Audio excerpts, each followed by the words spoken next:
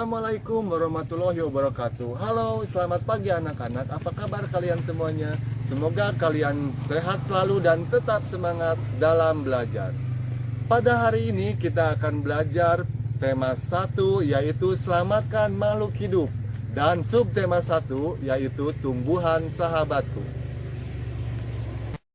Sebelum membahas materi pokok, kita harus mengetahui dulu apa tujuan pembelajaran kita hari ini. Tujuan pembelajaran kita yang pertama yaitu 1. Siswa dapat menemukan ide pokok dan informasi penting dalam bacaan serta menyajikannya dalam bentuk diagram. Yang kedua, siswa dapat mengembangkan ide pokok menjadi tulisan menggunakan bahasa sendiri secara rinci. Yang ketiga yaitu siswa dapat mengidentifikasi perkembangbiakan generatif melalui gambar.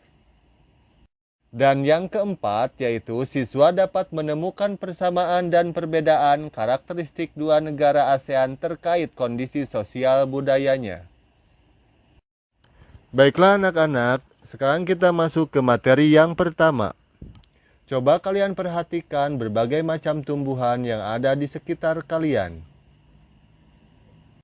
Untuk menjawab pertanyaan tersebut, coba perhatikan gambar yang akan Bapak tampilkan berikut ini. Dalam gambar tersebut terlihat bahwa manusia dan hewan memanfaatkan tumbuhan sebagai bahan pangan. Jadi dapat disimpulkan bahwa tumbuhan merupakan sumber kehidupan bagi makhluk hidup. Lalu, adakah manfaat lain yang bisa diperoleh manusia dari tumbuhan? Bapak akan menjelaskannya kepada kalian. Manfaat tumbuhan bagi manusia yaitu 1. Sebagai sumber energi. Yang kedua, sebagai sumber vitamin untuk kesehatan. Yang ketiga, sebagai sumber oksigen untuk bernafas. Yang keempat, sebagai pengikat air tanah. Dan yang kelima yaitu sebagai peneduh dan memperindah kehidupan yang ada di bumi. Setelah kalian belajar tentang manfaat tumbuhan bagi kehidupan, sekarang kita akan belajar tentang perkembangbiakan tumbuhan. Perkembangbiakan tumbuhan yang akan kita bahas hari ini yaitu tentang perkembangbiakan tumbuhan jagung. Agar kalian lebih memahami tentang perkembangbiakan tumbuhan jagung, silakan kalian simak video berikut ini.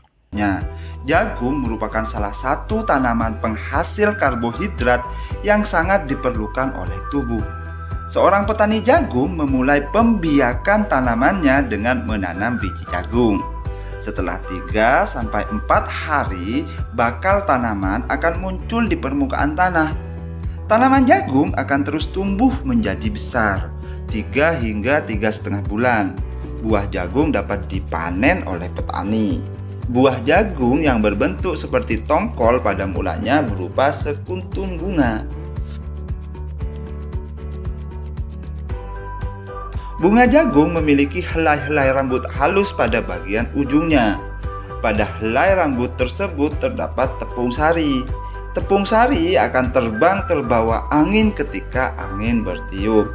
Tepung sari yang terbawa angin sebagian akan jatuh di kepala putih yang terletak di bagian bawah bunga pada pohon jagung yang lain. Ketika itulah terjadi pembuahan.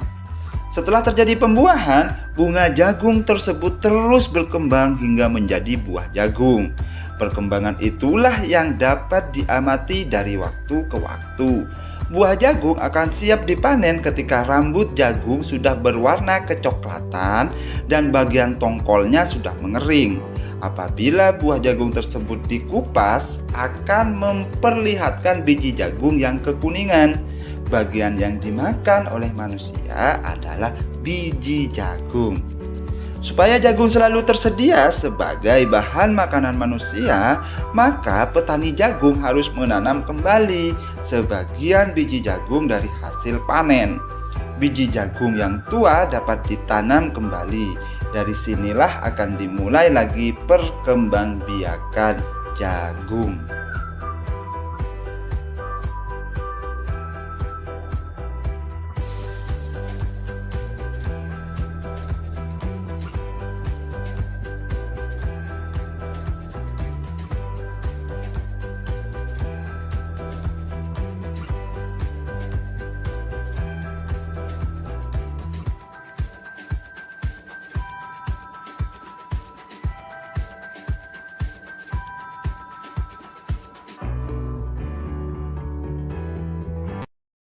Agar kalian lebih memahami tentang materi yang telah Bapak sampaikan tadi, silahkan kalian buka buku tema 1 halaman 2.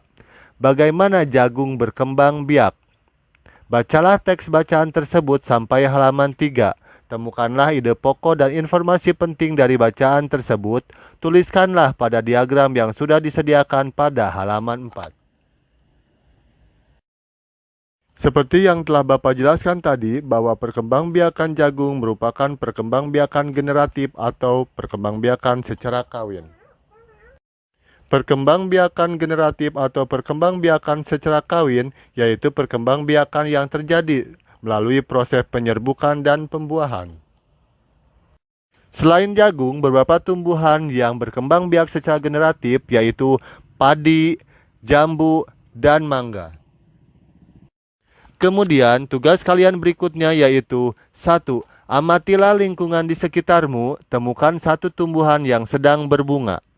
Gambarlah bagian-bagian bunga tersebut, tuliskanlah bagaimana cara penyerbukannya. Tuliskanlah jawabanmu pada kolom yang telah tersedia di buku tema 1 halaman 6. Beberapa tumbuhan misalnya bunga bisa tumbuh di berbagai negara yang berbeda, contohnya di negara tetangga kita. Hal tersebut dikarenakan memiliki kondisi geografis yang hampir sama.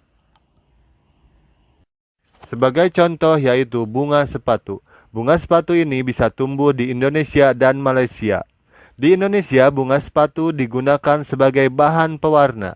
Sedangkan di Malaysia, bunga sepatu ini dijadikan sebagai bunga raya atau bunga nasional. Yang kedua yaitu bunga Kamboja. Bunga Kamboja ini tumbuh di Indonesia dan Laos. Di Indonesia, bunga Kamboja digunakan sebagai pelengkap tarian adat. Contohnya yaitu tari Bali. Sedangkan di Laos, bunga Kamboja ini digunakan sebagai bunga untuk mengiringi dan menyambut tamu serta untuk upacara keagamaan. Indonesia, Malaysia, dan Laos hidup berdampingan. Meskipun ketiganya berbeda negara, tapi ketiga negara ini memiliki kehidupan sosial budaya yang hampir sama. Oleh karena itu, mereka menggabungkan diri dalam sebuah organisasi yang bernama ASEAN, yaitu Perkumpulan Negara-Negara se-Asia Tenggara. ASEAN memiliki 10 negara yang tergabung, di antaranya yaitu Indonesia, Malaysia, Thailand, Singapura, Filipina, Brunei Darussalam, Vietnam, Laos, Myanmar, dan Kamboja.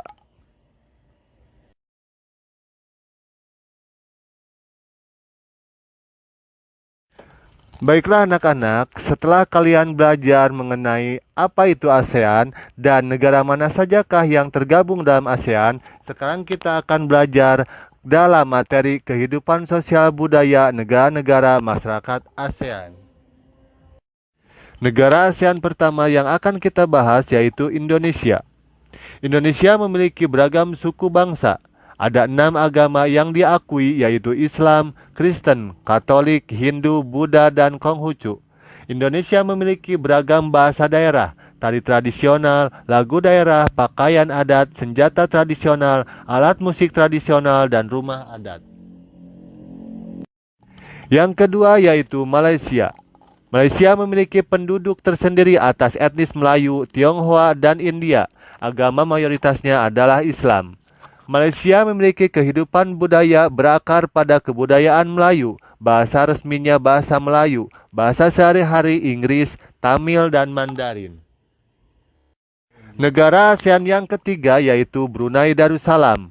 Brunei Darussalam memiliki penduduk terdiri atas etnis Melayu, Tionghoa, dan sebagian suku Dayak. Agama mayoritas adalah Islam. Kehidupan Brunei banyak dipengaruhi ajaran Islam, bahasa resminya bahasa Melayu, bahasa sehari-hari Inggris, dan Mandarin. Brunei memiliki kemiripan dengan Indonesia yaitu adanya kampung di atas air namanya Kampung Anyer. Negara ASEAN yang keempat yaitu Singapura. Penduduknya sebagian besar etnis Tionghoa, etnis lainnya Melayu, India, dan Eropa. Agama mayoritasnya adalah Buddha. Budaya Singapura merupakan campuran dari berbagai ras, agama, dan tradisi. Singapura terkenal sebagai negara yang disiplin dan taat aturan. Negara berikutnya yaitu Kamboja. Mayoritas penduduknya bersuku Khmer. Agama mayoritas adalah Buddha. Bahasa resminya bahasa Khmer. Di Kamboja terdapat banyak candi bercorak Hindu dan Buddha. Makanan khasnya sup ikan, saus, dan tumisan. Negara ASEAN yang keenam yaitu Filipina. Suku bangsa aslinya Aeta. Namun ada juga suku Tionghoa, Filipina, Indo-Arya. Agama mayoritas adalah Katolik. Khusus di Mindanao Selatan terdapat suku Moro yang beragama Islam. Bahasa di Filipina Tagalog, Spanyol, Inggris. Musik, makanan, bahasa, agama, dan tarian rakyatnya sangat terpengaruh oleh kebudayaan Spanyol. Negara ASEAN yang ketujuh yaitu Laos. Penduduknya terdiri atas etnis Lao. Agama mayoritas adalah Buddha Theravada. Bahasa resminya adalah bahasa Lao. Alat musik tradisionalnya kaen. Olahraga tradisionalnya adalah katau. Di Indonesia dikenal dengan sepak takraw. Negara ASEAN yang ke-8 yaitu Vietnam. Mayoritas penduduknya merupakan etnis Kin. Penduduknya menganut agama Buddha, Konghucu, Taoisme, dan Konfusius. Bahasa resmi Vietnam serta serapan bahasa Mandarin. Makanan tradisionalnya sate lilit. Keunikan di Vietnam adalah bentuk kursi-kursi banyak berukuran lebih kecil dan pendek. Vietnam banyak kesamaan dengan Indonesia. Negara ASEAN yang ke-9 yaitu Thailand. Suku di Thailand ada suku Thai. Agama mayoritas adalah Buddha Theravada. Bahasa resminya bahasa Thai. Thai terkenal mempertahankan tradisi dan budaya lokal mereka. Masyarakat Thailand memiliki sapaan khas yang disebut Wai. Negara ASEAN yang terakhir yaitu Myanmar. Penduduknya terdiri atas etnis Myanmar, San, Karen, Rakhine, Tionghoa, India, dan Mon. Sebagian besar penduduknya beragama Buddha. Bahasa resmi Burma atau bahasa Myanmar. Myanmar dikenal sebagai negara 1000 pagoda. Myanmar memiliki busana tradisional yaitu mirip sarung yang disebut longyi. Setelah kalian mempelajari tentang kehidupan sosial budaya masyarakat ASEAN, tugas kalian berikutnya adalah sebagai berikut. 1. Carilah 2 negara yang tergabung dalam organisasi ASEAN. Kemudian carilah lebih lanjut karakteristik 2 negara yang telah kamu pilih. Setelah itu temukan persamaan dan perbedaannya. Kalian bisa membuka buku tema 1 halaman 14. Pembelajaran kita hari ini cukup sampai di sini. Kita akan bertemu di materi selanjutnya. Jangan lupa tetap jaga kesehatan, tetap semangat dalam belajar, dan ulangi kembali materi yang telah Bapak sampaikan tadi. Oke, Assalamualaikum warahmatullahi wabarakatuh.